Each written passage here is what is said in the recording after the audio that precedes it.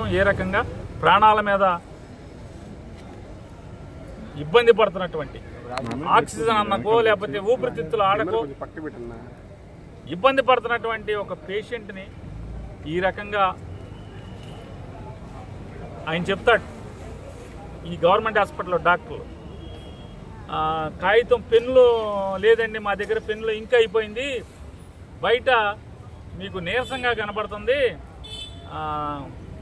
నీరసం తగ్గటానికి బయట మెడికల్ షాప్లో ఓఆర్ఎస్ ఎలక్ట్రాల్ పౌడర్ అని దొరుకుద్ది, ఓఆర్ఎస్ పైడి దారిలో జీప్ ఆపిచ్చి కొనుక్కుని వేసుకొని తాగండి సరిపోద్ది అని చెప్పి.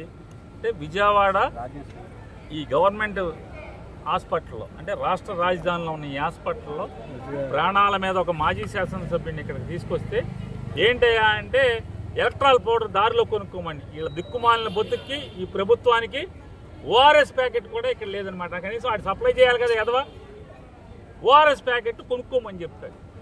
ఇంత దిక్కుమాలినటువంటి దిగజార్చి ఈ హాస్పిటల్లో వైద్యం చేస్తున్న పరిస్థితి.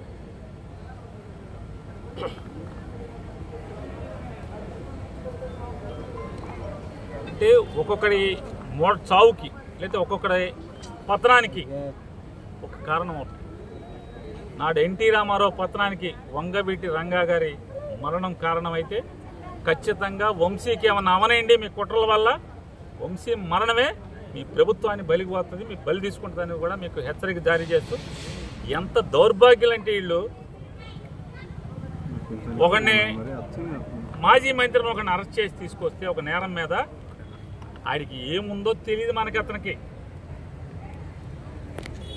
ఫైల్స్ ఉంది వెంటనే వచ్చేయాలి, మాకు ప్రాణం పోతుంది. ఫైల్స్కి ప్రాణం పోతాం ఏంటి? లబలబలు ఆడిపోయారు రాష్ట్రంలో ఉన్నటువంటి చంద్రబాబు దగ్గర నుంచి మొత్తం అంతా కూడా. ఫైల్స్కి తెచ్చి రమేష్ హాస్పిటల్లో వైద్యం కావాలంట. ఇతనికేమో ఊపిరాట్లేదు, ఊపిరితిత్తుల్లో సమస్య ఉందని చెప్పి చెప్పుకుంటా రోజు కోర్టు తీర్పు మీదకు రోజు రాత్రిపూట జైలు సెల్లులో ఆక్సిజన్ పెట్టుకునేటువంటి పరిస్థితి, సిపిఆప్ మిషన్ పెట్టుకుని అతను రోజులు గడుపుతున్న పరిస్థితి ఉంటే అంటే ఒక్కరోజు ఆ ఎవకో వీళ్ళ తరపున పనిచేస్తే మాత్రం ఫైల్స్ ఉన్నాయని చెప్పి ఎప్పుడు ఫైల్స్ ఆపరేషన్ చేయించుకుంటే ఫైల్స్ ఆపరేషన్ అయింది చచ్చిపోతాడు, ఫైల్స్ ఆపరేషన్ అయితే చచ్చిపోతాడు. ఏంటి కేసు వంశీ మీద కేసు అంటే చంద్రబాబును ముఖ్యమంత్రిగా ఉన్నప్పుడు వల్లభనేని వంశీ తెలుగుదేశం పార్టీ ఎమ్మెల్యేగా ఉండి దొంగ పట్టాలు పంచిపెట్టాడు అనేటువంటి అభియోగం అంట. మరి ఆ ప్రభుత్వాన్ని నడిపిన ముద్దాయి చేయిద్దా? అప్పుడున్న రెవెన్యూ మినిస్టర్ని ముద్దాయిని చేయిద్దా? తప్పుడు ప్రభుత్వం మీదే కదా.